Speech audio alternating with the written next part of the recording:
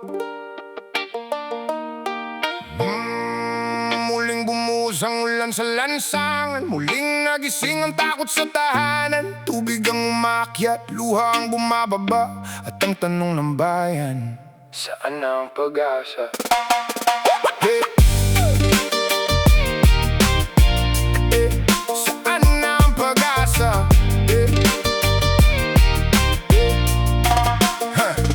Sa bubong ng bahay, mag-anak nag-aabang, hawak ang gamit habang tubig ay umaakyat sa hagdan. May batang umiiyak, ayaw nang matulog dahil bawat patak ng ulan ay takot na kumukulog. Mayamang nakatayo sa malamig na tubig, hawak ang litrato, ayaw itong mapunit. Larawan ng pamilya, alaala ng tahanan, mga bagay na pilit inililigtas sa gitna ng baha at ulan. Sa kusina'y walang laman ng kalderong naiwan, sa mesa ilang barya ang huling sandalan ng inay ngumiti kahit puso'y nasasaktan, dahil ayaw niyang makita ng anak ang kanyang kahinaan. Ilang taon pa ba ang kailangang hintayin? Ilang baha pa ba ang kailangang tiisin? Kung may pondong inilaan para sa kaligtasan, bakit luha pa rin ang laman ng tahanan? Umaapaw ang tubig sa lansangan, umaapaw ang luha sa tahanan. Sa bawat patak may sigaw ng bayan, nasan ang pangakong para sa mamamayan?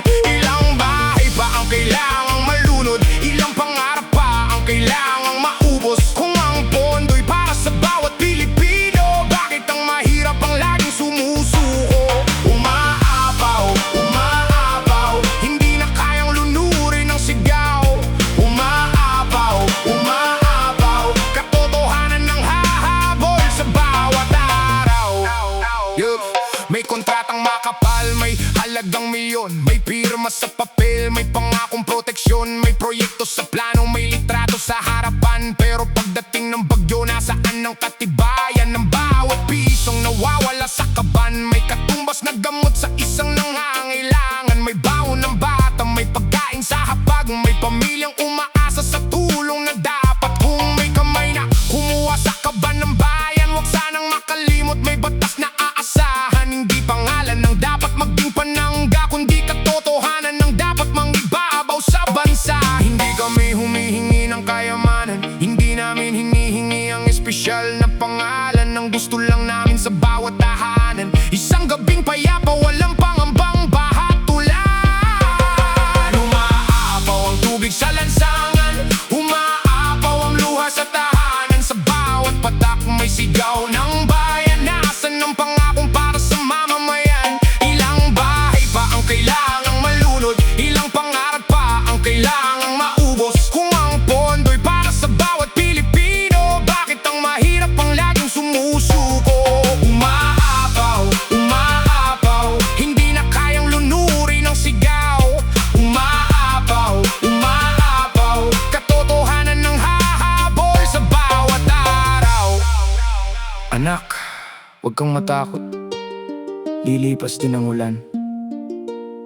Pero nay, bakit ganito pa rin ang ating tahanan? Isang tanong ng bata, isang sagot na mahirap sabihin. Dahil paano mo ipapaliwanag ang pangarap na muling kailangang pulutin? Ang tubig ay huhupa, ang putik ay matutuyo, ang bahay ay itatayo, ang buhay ay magpapatuloy. Ngunit ang sugat sa pusong naiwan, ilang taon ang lilipas bago muling gumaling ang bayan. Nasaan ang pondo? Nasaan? Nasaan? Nasaan ang proyekto? Nasaan? Nasaan ang pananagutan? Nasaan ang pera ng bayan? Para sa bayan. Ang